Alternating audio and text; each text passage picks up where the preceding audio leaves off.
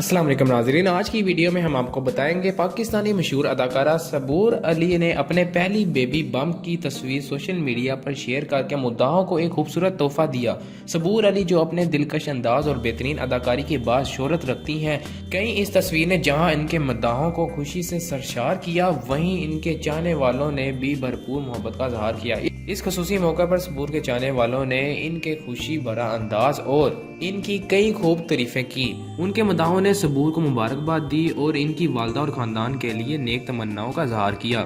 नाजरीन, वीडियो में सबूर अली की खूबसूरत मुस्कुराहट, दिलकश अंदाज और खुसूसी खुशी का इजहार इनके मुद्दाओं को जज्बाती कर गया। इनके शोहर की मोहब्बत, बड़ी नगाहें और सबूर के लिए इनके चेहरे पर खुशी का मंजर सबको बहा गया। इनकी सास भी नरमी और प्यार भरी मुस्कुराहट के साथ इस खूबसूरत लम्हे का हिस्सा बनी। इस मौके पर सबूर अली के मुद्दा इनकी और इनके खानदान के लिए नेक तमन्नाओं का इजहार कर रहे हैं और इनके आने वाले बच्चे के लिए बहुत सारी दुआएं कर रहे हैं। अगर आपको हमारी वीडियो पसंद आई हो तो हमारे चैनल को सब्सक्राइब करें, बेल आइकन को क्लिक करें ताकि आपको हमारी आने वाली हर लेटेस्ट अपडेट मिलती रहे।